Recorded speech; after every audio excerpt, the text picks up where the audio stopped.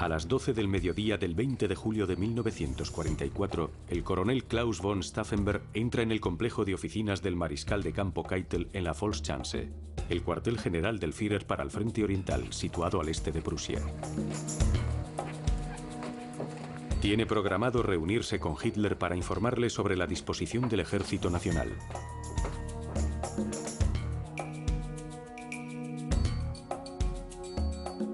Keitel comunica a los oficiales que la sesión informativa no tendrá lugar en el búnker, como es habitual, sino en una sala de conferencias cercana, Lagebarak, los barracones de situación. Keitel les indica a los oficiales que lo acompañen, pero Stauffenberg se detiene y pregunta si se puede cambiar la camisa. El ayudante de Keitel, John von Freyen, lo conduce a un dormitorio cercano. Mientras Stauffenberg está dentro, suena el teléfono. Es el general Feldgiebel, jefe de comunicaciones. Stauffenberg dice que le devolverá la llamada lo antes posible. Keitel se impacienta. Stauffenberg sale por fin y los oficiales continúan el camino hacia la sala de conferencias, situada al otro lado de la zona de seguridad interna. A las 12:35, Stauffenberg entra en la sala de conferencias.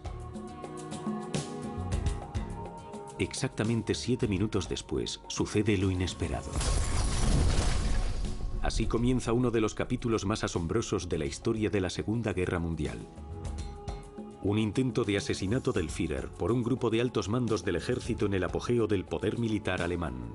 Este es el testimonio histórico nunca antes contado de la Operación Valquiria.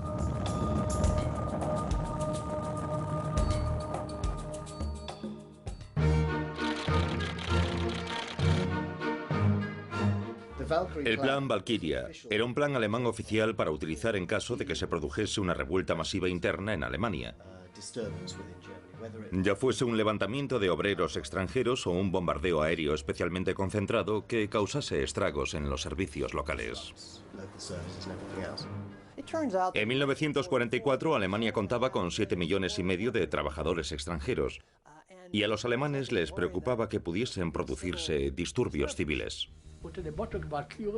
El plan, cuyo lema era Valkyria, era un plan de contingencia en caso de levantamiento de los obreros extranjeros obligados a trabajar en Alemania. En casi todos los sectores había muchos de estos trabajadores. En caso de que esta revuelta se produjese, sería sofocada por el plan Valkyria. Todos los cuerpos estaban preparados para esta emergencia. El ejército de reserva, cuyas oficinas se encontraban en la calle Wendelstraße, en Berlín, formaba las tropas designadas para ejecutar la Operación Valkyria. Los círculos de la resistencia en la Wendelstraße en Berlín eran los que tenían el control de ese plan. Así que para ellos resultaba muy lógico convertir esa operación o plan en su propia estrategia. En Berlín también había un joven oficial del Estado Mayor del Alto Mando alemán, llamado Klaus Schenk, conde von Stauffenberg.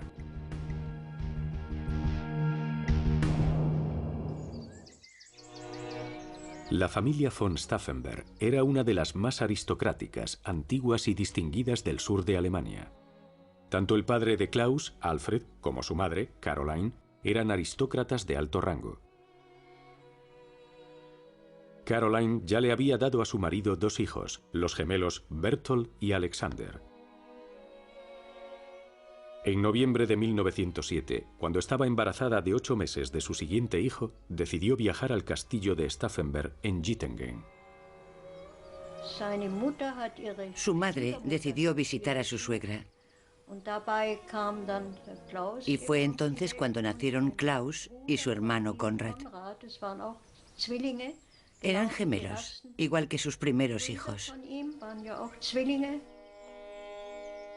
Konrad murió poco después de nacer, pero Klaus sobrevivió. Durante los 10 años siguientes, los 3 hijos de la pareja se criaron con todas las comodidades y privilegios de la nobleza alemana en la época del Kaiser Guillermo II. La casa de Lautlingen, situada a unos 80 kilómetros al sur de Stuttgart, fue el lugar donde Klaus creció y luego vivió con su familia. En 1914 estalló el conflicto y Alemania le declaró la guerra a Francia y a Rusia. Caroline les llevaba té a los soldados que pasaban por la estación de tren local y durante el verano animó a sus hijos a que ayudasen a las mujeres del pueblo con la cosecha, ya que ahora no contaban con la ayuda de sus hombres. En su tiempo libre, Klaus leía y aprendía a tocar el violonchelo para que junto con sus hermanos pudiesen interpretar en trío sonatas de Mozart y Haydn. Un día se enteraron de que Alemania había perdido un armisticio. Klaus rompió a llorar. Por supuesto, aún era un niño cuando aquella guerra terminó con la derrota de Alemania, en lo que fue visto por mucha gente, incluida la familia de Stauffenberg, como la humillación nacional del Tratado de Versalles en 1919. Alemania estaba en un estado de sitio, mientras distintos grupos, ya fuesen comunistas o de derechas, se disputaban el poder.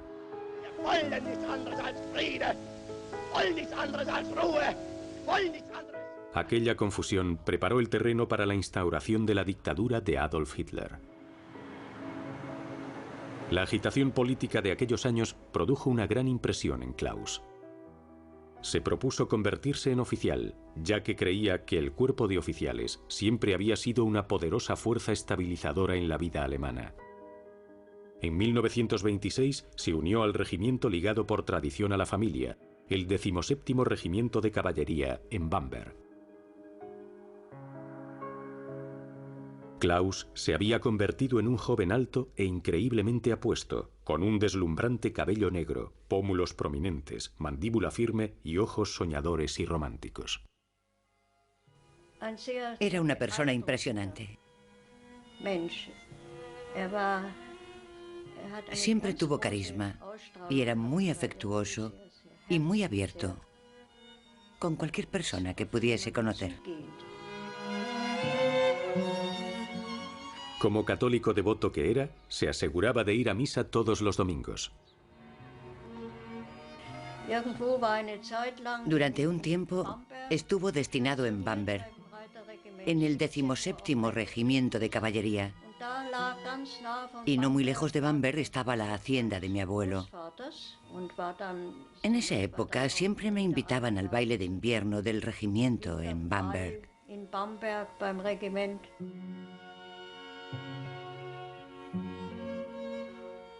Un día conoció a una preciosa joven de 16 años, de nombre Nina, que asistía a un internado femenino de la zona.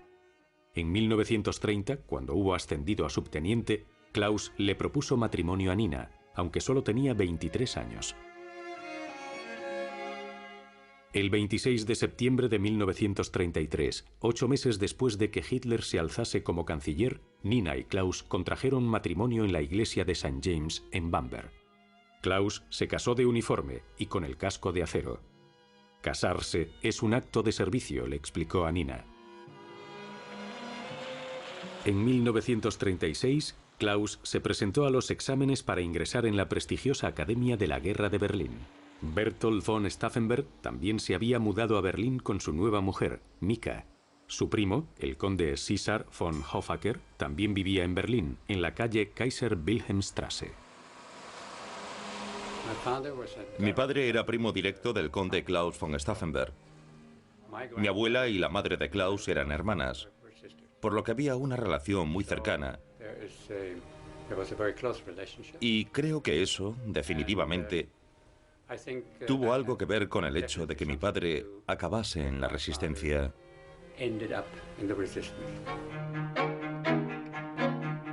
Su carrera militar progresaba rápido.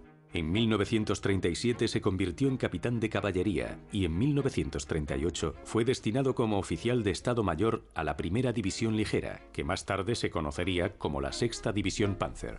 Ese mismo año, las SA y las SS organizaron la llamada Kristallnacht, o Noche de los Cristales Rotos, en la que destruyeron negocios y hogares de judíos e incendiaron numerosas sinagogas. En esa época yo tenía 8 años. Irrumpieron en los hogares judíos y arrojaron todas sus pertenencias a la calle. Quemaron y saquearon todo. Stauffenberg había apoyado la restricción de la influencia judía en el arte y en la vida pública, pero condenó firmemente esta acción. Su desencanto gradual con el régimen nazi había comenzado de manera irreversible.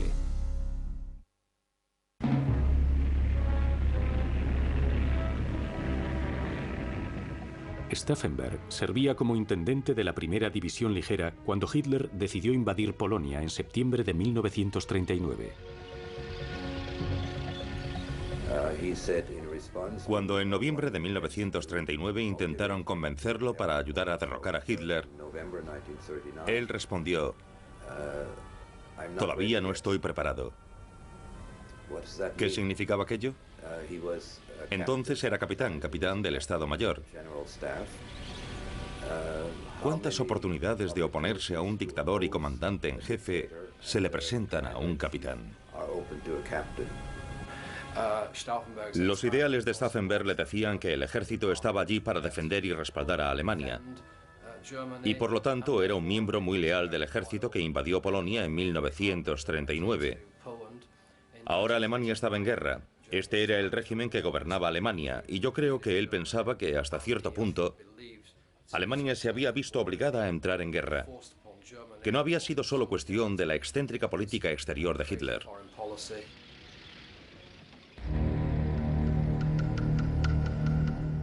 En esa época, Hitler ya estaba planeando la invasión de los Países Bajos y de Francia.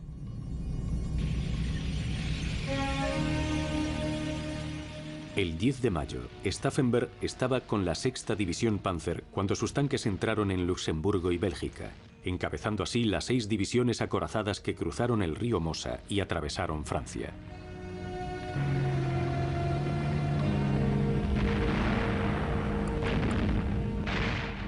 La resistencia francesa cayó más rápido de lo que el cuartel general de la división, en la retaguardia, podía controlar.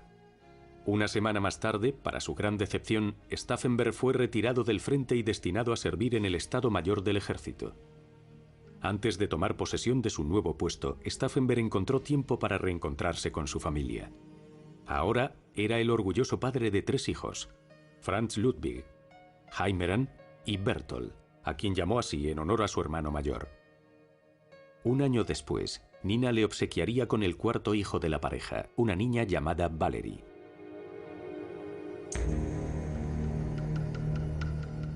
Desde su posición en el Estado Mayor del Ejército, Stauffenberg fue testigo de la invasión de la Unión Soviética.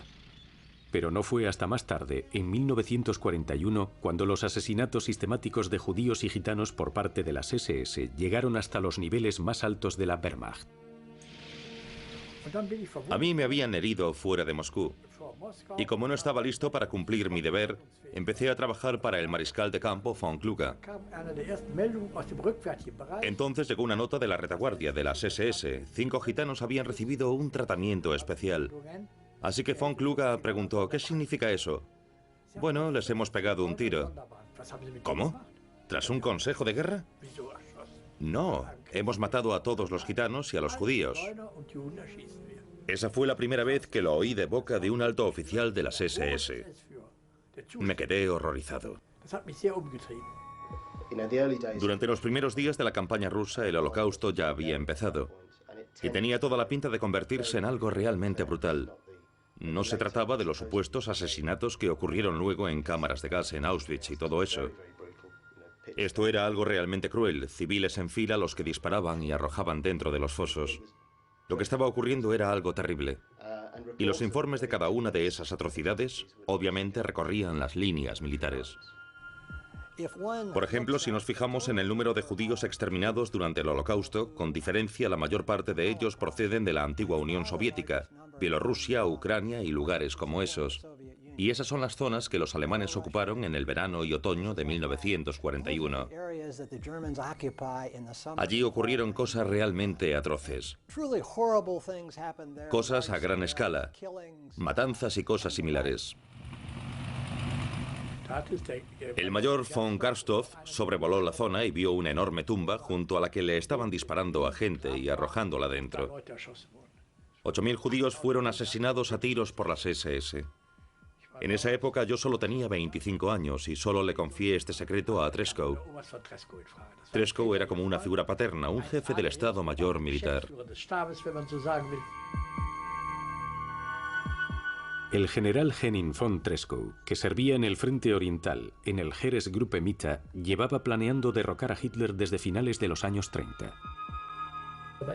El grupo Heeresgruppe Mitte se rodeó de un círculo de gente en quien sabía que podía confiar. Era raro, pero aquello se sabía. En esa época teníamos un código para averiguar si alguien era nazi. Y yo sabía que Treschow no era nazi. Admiraba su inteligencia. A eso de las 11 de la noche, Treschow estaría jugando al ajedrez para relajarse. Y entonces era cuando hablábamos de cómo llevar a cabo el asesinato. En ese momento ya no era una cuestión de por qué hacerlo, sino simplemente de cómo hacerlo. Von Treschow entendía que la Wehrmacht del Frente Oriental tenía una oportunidad única para gestar una conspiración, dada su independencia de los SD, la Gestapo y las SS.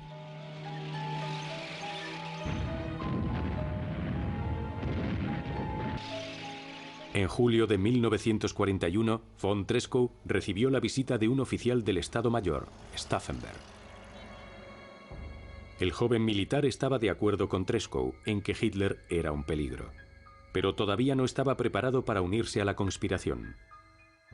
No sería hasta el verano y otoño de 1942, durante una de sus misiones de reconocimiento en Ucrania, cuando Stauffenberg se convenció de que el Frente Oriental podría mantenerse.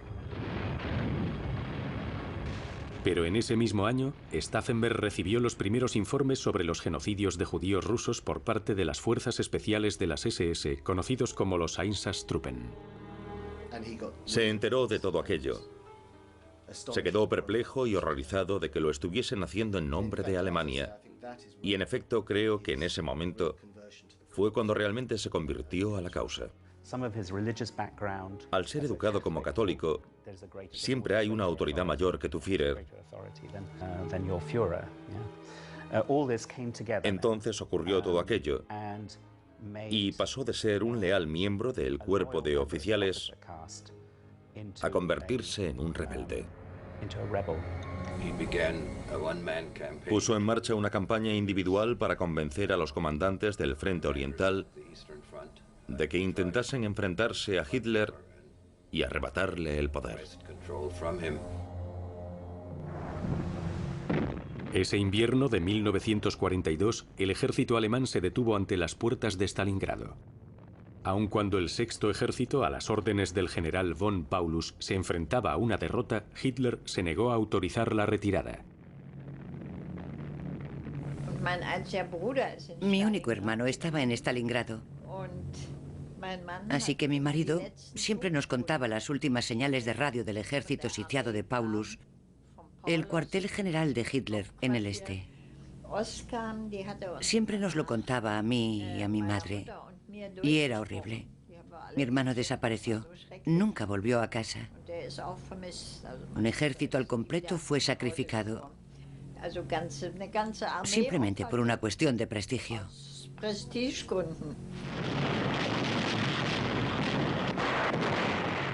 Stauffenberg ahora estaba convencido de que Hitler tenía que ser derrocado.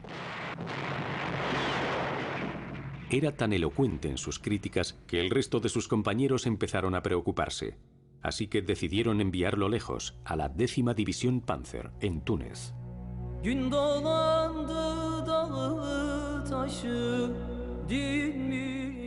En Libia y Túnez, las victorias del afamado Afrika Korps, capitaneado por Erwin Rommel, habían sufrido un revés.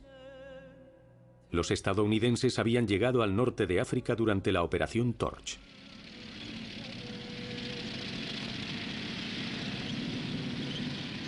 Rommel lanzó un arriesgado ataque Panzer contra las aún inexpertas tropas estadounidenses, dirigiéndose hacia el paso de Kasserine. Pero la victoria duró poco. Los alemanes iniciaron la retirada. El 7 de abril, Stauffenberg intentó conducir a su columna a través del estrecho paso de El Hafai. Pero los cazabombarderos lo alcanzaron.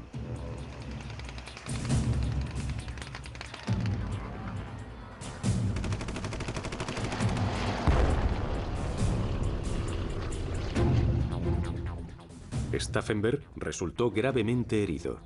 Fue trasladado a un hospital de campo en Sfax, donde perdió la mano derecha, 2 dedos de la izquierda y el ojo izquierdo.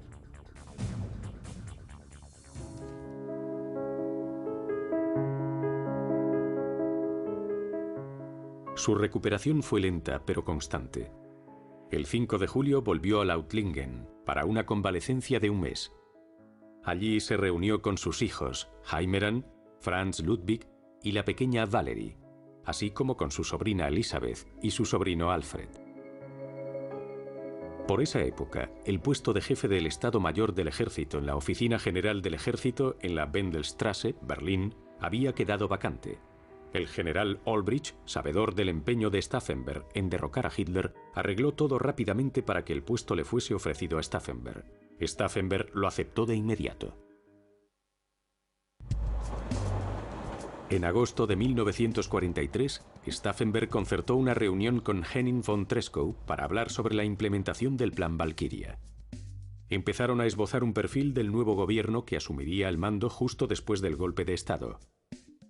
El general Ludwig Beck se convertiría en el jefe de Estado. Friedrich Gedler, que había estado en la resistencia durante mucho tiempo, sería el nuevo canciller alemán. Von Treschow tomaría el control de todos los servicios de seguridad alemanes, incluidas la Gestapo y los SD de Himmler. El general Hebner pasaría a dirigir el Ministerio de Guerra. Finalmente, Olbrich o el propio Stauffenberg podrían ayudarle como secretario de Estado. El único ministro del gobierno de Hitler que los conspiradores querían mantener, en caso de que aceptase, era el ministro de Armamento, Albert Speer. Bajo su mandato, la producción de armamento había aumentado, a pesar de las devastadoras campañas de bombardeo de los británicos y de los estadounidenses. Yo entrevisté a Albert Speer y él sabía que su nombre se barajaba para convertirse en ministro de guerra en el nuevo gobierno en caso de que Hitler fuese asesinado y todo aquello fuese llevado a cabo con éxito. Stauffenberg se fue convirtiendo en el alma y el espíritu del Plan Valkyria. Pero todavía quedaba por solucionar el mayor de los problemas. Ni von Treschow ni otros conspiradores, como Merz von Kirchheim, tenían acceso al Führer. Pero entonces, en junio de 1944, Stauffenberg fue nombrado jefe del Estado Mayor de nada menos que el general Fromm, el jefe del ejército alemán. Y como Hitler quería ser informado frecuentemente sobre su disposición para el combate, Stauffenberg de repente se encontró en una posición en la que él mismo vería a Hitler de manera habitual. De todos los conspiradores, ahora él era quien estaba mejor situado para convertirse en el asesino. Al mismo tiempo, el mariscal de campo Rommel, comandante del Grupo B del ejército en Francia, finalmente había aceptado colaborar en la conspiración, que en el oeste estaba encabezada por el gobernador militar de Francia, el general von Stubnagel. Por lo tanto, el éxito de Valkyria dependía en gran parte de Stubnagel y de su mano derecha, que no era otro que el primo de Stauffenberg, César von Hoffacker. Stubnagel era su jefe inmediato, y creo que al final mi padre y Stubnagel se hicieron muy buenos amigos. Otra figura clave en la conspiración fue el general von Hasse, comandante de la ciudad de Berlín. Fue uno de los comandantes del Plan Valkyria y tenía tropas. Y con esas tropas bajo su mando se suponía que tenía que arrestar a Goebbels. Y para llevar a cabo esta tarea, le ordenó a uno de sus oficiales, el mayor Rommel, que arrestase a Goebbels una vez iniciado el golpe de Estado.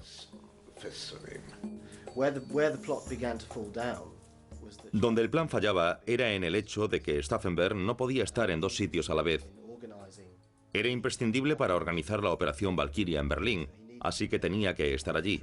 Era un hombre tremendamente poderoso y dinámico, y podía coger el teléfono y hablar con cualquier parte de Alemania y convencer a todo el mundo de que actuase del modo que tenían que actuar. Pero al mismo tiempo también era el que tenía que cometer el asesinato. Así que tenía que estar a más de 480 kilómetros al este, colocando la bomba en la sala de mapas de Rastenburgo. Ya que Stauffenberg tenía que sobrevivir y volver a Berlín para orquestar el golpe, tenía que utilizar un temporizador con un alambre de retención. Probamos dinamita de toda Europa, holandesa, francesa, belga, así como otro tipo de explosivos. Y pude asegurar que los explosivos británicos eran los mejores, especialmente los alambres de retención, ya que eran silenciosos. Los otros silbaban. También dije que había que utilizar 2 bombas y dichos alambres, por si una de ellas fallaba, solo para estar seguros. El co-conspirador de Stauffenberg, el general Helmut Stief, consiguió las bombas y los alambres necesarios del teniente von Beslager. ¿Tienes explosivos británicos? Sí, mételos en el maletín y llévaselos a Steve. Entonces fue cuando me di cuenta de lo que estaba ocurriendo. Así que cogí mi maletín, un modelo muy básico de cuero, y lo llené de explosivos británicos. Eran de plástico y cuadrados. Y entonces añadí los alambres necesarios y fui a ver a Steve. El objetivo primordial del Valkyria era acabar con la cúpula alemana. Los mariscales de campo von Kluge y Rommel insistían en que no solo con Hitler, Himmler, jefe de las SS, y a Hermann Göring, jefe de la Luftwaffe, y al que Hitler había nombrado sucesor, también deberían ser eliminados. El problema era que estos 3 hombres rara vez se reunían en la misma conferencia. El 11 de julio, Stauffenberg viajó a Berghof con Steve. Estaban preparados para hacer detonar la bomba. Pero ni Himmler ni Göring estaban presentes. Steve decidió abortar la operación. 3 días más tarde, Hitler trasladó su cuartel general de Berghof a la Volkschanze.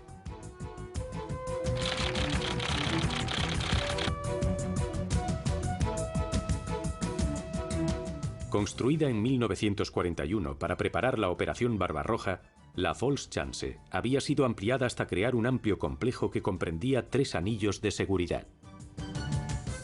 El primer complejo, conocido como la Zona de Seguridad número 2, contenía barracones e instalaciones para el personal e invitados, un centro de comunicación y un comedor de oficiales conocido como Casino 2. Al noroeste estaba la Zona de Seguridad número 1, dentro de la cual se encontraban las oficinas de las figuras principales del régimen nazi, incluidas las de Göring, el general Jodl y la del oficial de campo Wilhelm Keitel. Justo a la izquierda de la Zona 1 había otro sector fuertemente protegido, conocido como la Führerzone.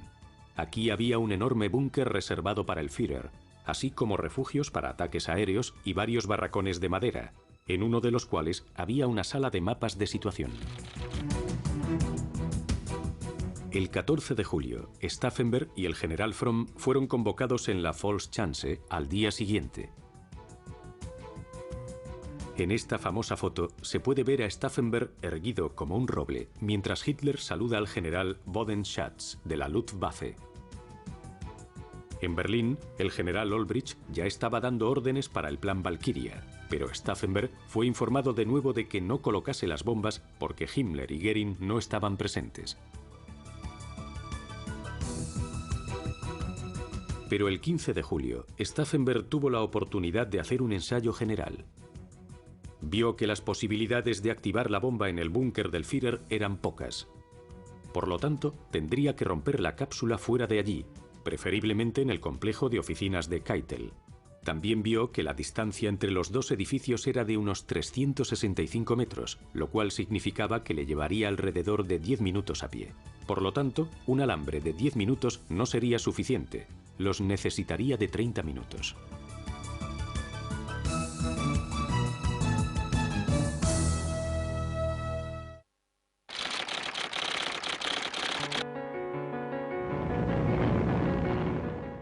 En la mañana del 20 de julio de 1944, el Heinkel 111 que transportaba a Stauffenberg y a von Haaften llega a Rastenburgo, el pequeño aeropuerto que presta servicio a la Volkschanze. La seguridad es férrea. El mayor Herbert Buchs recuerda el ambiente que había en el cuartel general del Führer. En el este la situación era muy crítica. También hacía mucho calor y había mucha humedad, condiciones que a Hitler no le gustaban. El ambiente general en la Volkschanze era tenso.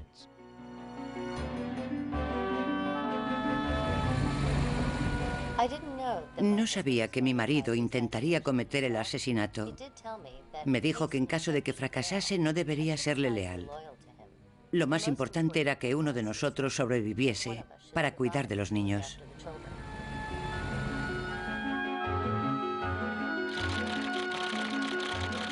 Stauffenberg se sienta a desayunar. Lo acompaña el capitán von Millendorf, el ayudante del comandante de la Volkschanze. Poco después de las 11, acompañado por von Haften, Stauffenberg se dirige a la oficina de Wilhelm Keitel para preparar la presentación ante el Führer.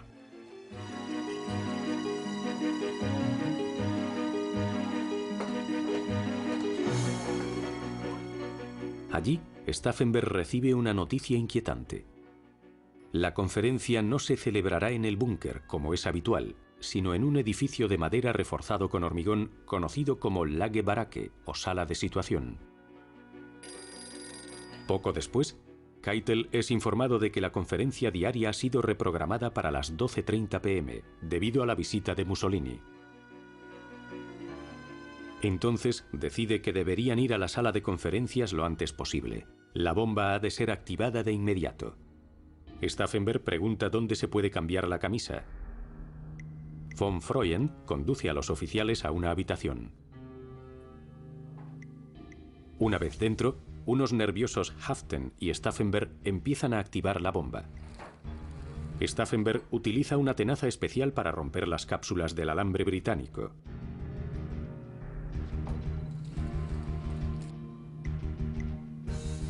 Luego, Haften lo inserta en la bomba. En ese momento, Voss intenta abrir la puerta para decirle a Stauffenberg que lo llaman por teléfono. Von Haften acaba de terminar de activar la primera bomba, pero no ha podido activar la segunda. Keitel se impacienta y le dice a Stauffenberg que se dé prisa. Se han quedado sin tiempo. Una sola bomba deberá ser suficiente.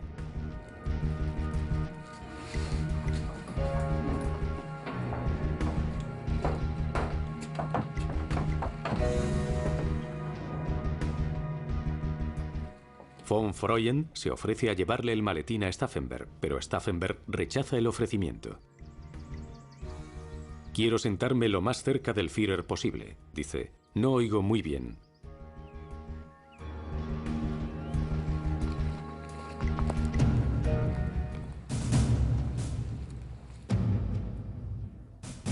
Cuando llegan a la sala de conferencias, Hitler está escuchando el informe del general Adolf Heusinger, amigo de Treschow, y el único general en la sala que está al corriente de que se está urdiendo un plan para matar a Hitler.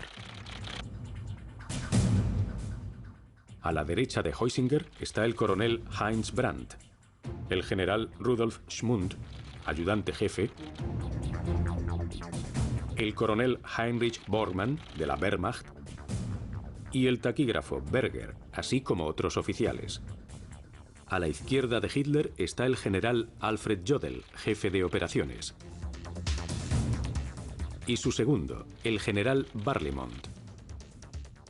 Ni Göring ni Himmler están presentes, pero Stauffenberg sabe que debe proceder con el plan.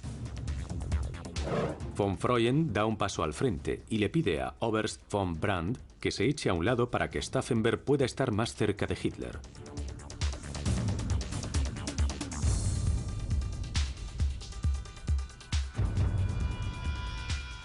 Con la bomba ya colocada, Stauffenberg le dice a von Freuen que tiene que hacer una llamada y se va. Por desgracia, Brandt vuelve a su posición anterior. Una vez fuera del edificio, Stauffenberg se apresura a salir de la zona del Führer y se dirige al edificio de los ayudantes, donde sabe que lo está esperando el general Feldgiebel. En la sala de conferencias, la presentación de Heusinger continúa. El reloj sigue corriendo.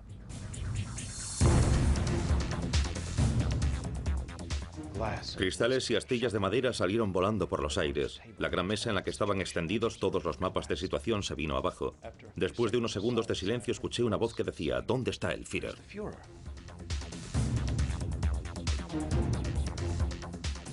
En medio de la confusión posterior, Stauffenberg y von Haften intentan escapar.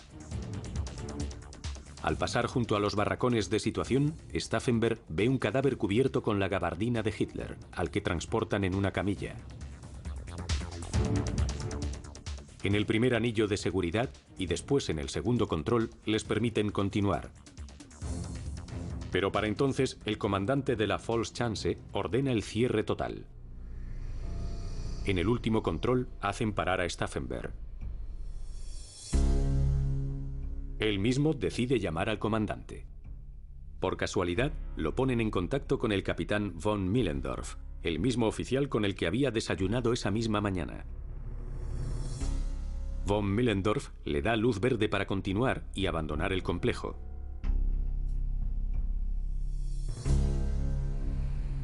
De camino al aeropuerto, von Haften abre su maletín y arroja la segunda bomba al bosque.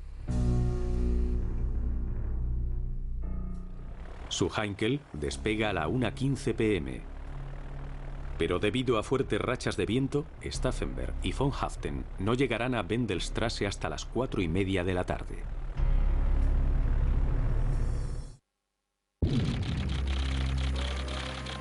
Mientras tanto, en la Volkschanze, Feldgiebel se da cuenta de que algo va mal.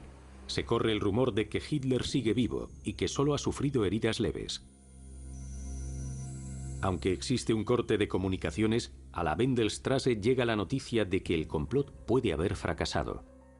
El general Olbricht decide esperar para lanzar el plan Valkyria hasta que Stauffenberg pueda informarle en persona. Cuando Stauffenberg aterriza en Berlín, ve que no se ha hecho nada. Se habían malgastado unas horas valiosísimas durante las cuales los conspiradores todavía contaban con el factor sorpresa. El general Fromm, comandante del ejército alemán, se niega en redondo a activar el plan Valkyria. Dice que acaba de hablar con Keitel y que le ha dicho que el Führer sigue vivo. Stauffenberg argumenta haber visto el cadáver de Hitler con sus propios ojos y que las noticias procedentes de la Volkschanze son un truco. Ansioso por lavarse las manos de todo el asunto, Fromm ordena el arresto de todos los conspiradores. Pero Stauffenberg se le adelanta y hace que lo arresten.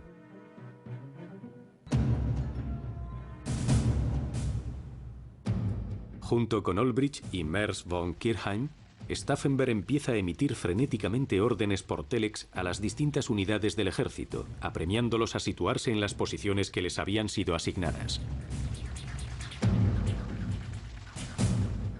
Afortunadamente, en París, todo va según el plan.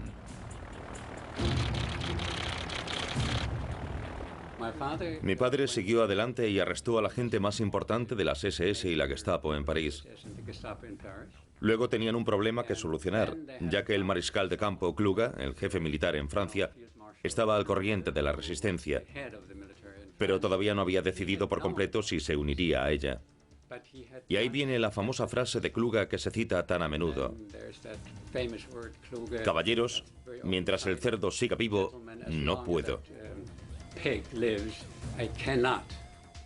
Kluge se suicidó justo 4 semanas después de aquello. Así que mi padre y Studenager volvieron a París y tuvieron que abrir las puertas de la cárcel.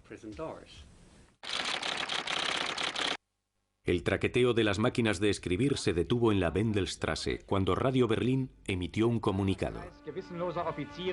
Se ha producido un atentado contra la vida del Führer, pero Hitler está vivo y hablará en la radio muy pronto.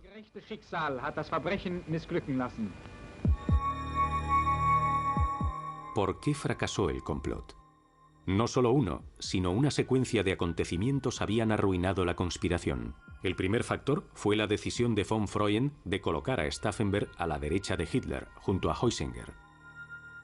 Más tarde, cuando Brandt golpeó con el pie el maletín, lo movió hacia la derecha de la pata de madera, que protegió a Hitler en el momento de la explosión.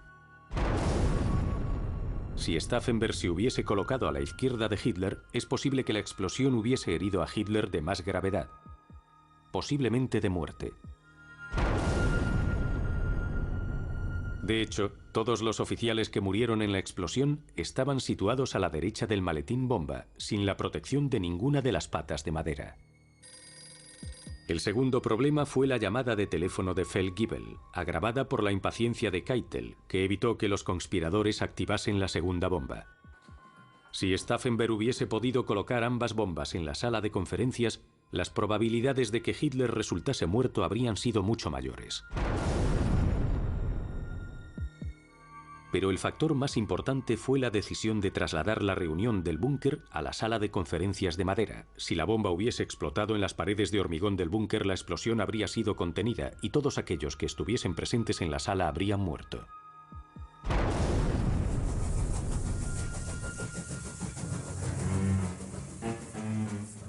Hitler estaba convencido de que lo había salvado la providencia. Saludándolo con la mano izquierda, ya que se había lesionado el brazo derecho en la explosión, recibió con orgullo a su invitado, el exdictador italiano Benito Mussolini. Mientras Hitler le mostraba a Mussolini los restos de las barracas, le decía: «Ya ve, no ha quedado nada en pie y aún así yo he salido sin un solo rasguño». En realidad se había herido el hombro, así que colocó la mano derecha entre los botones de su túnica como Napoleón. Hasta entonces todo el mundo estaba convencido de que había sido alguno de los obreros que trabajaba en las barracas. Pero la repentina desaparición de Stauffenberg les hizo ver las cosas de una manera totalmente diferente. Esa noche, Hitler supo que un grupo de oficiales habían sido los responsables.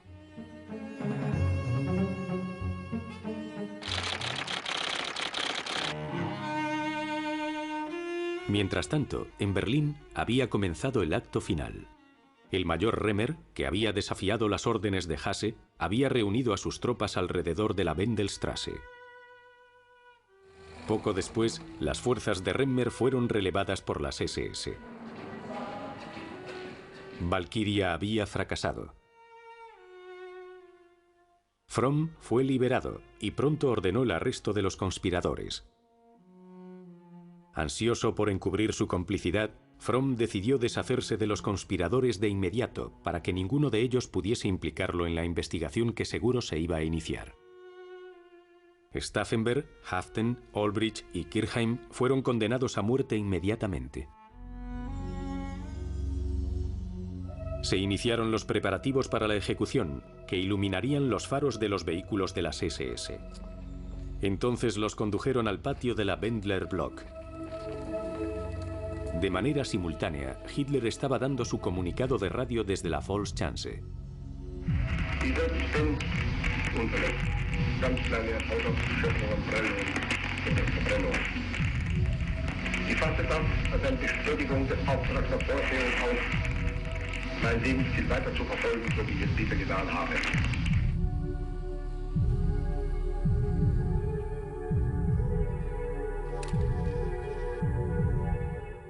¡Larga vida a nuestra sagrada Alemania!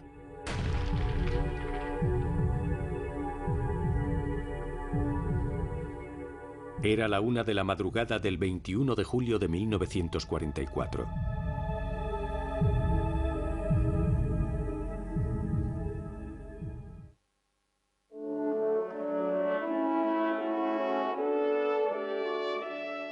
Al final, el destino había sido piadoso con Klaus von Stauffenberg. Muchos otros oficiales de alto rango no tuvieron tanta suerte. El atentado convenció a Hitler de que no podía confiar en la cúpula de la Wehrmacht. Hizo una purga en el cuerpo de oficiales y utilizó el shock del ataque para reunir en el Reichstag a todos los miembros supervivientes de la antigua oposición. Al mismo tiempo, aquellos oficiales que habían resultado heridos o muertos por la bomba eran aclamados como héroes. Hitler acudió personalmente al hospital de Rastenburgo para presentarle sus respetos a los oficiales heridos en la explosión.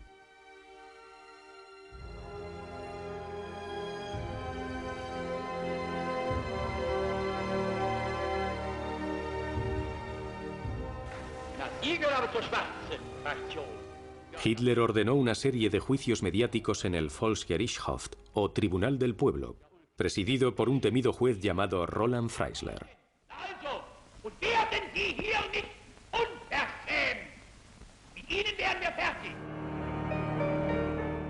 Incluso oficiales de alto rango, como el mariscal de campo von Witzleben, fueron obligados a vestirse con ropa andrajosa y nada favorecedora para despojarlos así de su antigua dignidad.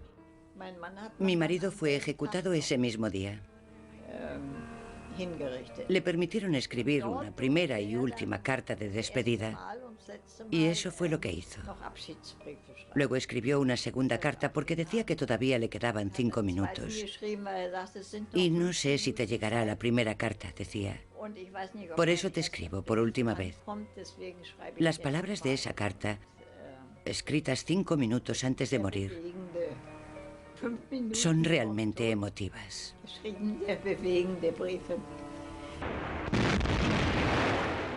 Y la guerra continuó. Seguiría durante otros 10 meses, en los cuales millones de personas perderían la vida.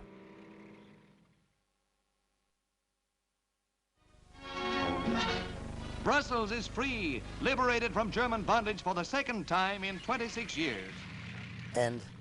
Y apareció un hombre en motocicleta gritando: ¡Sacad las banderas!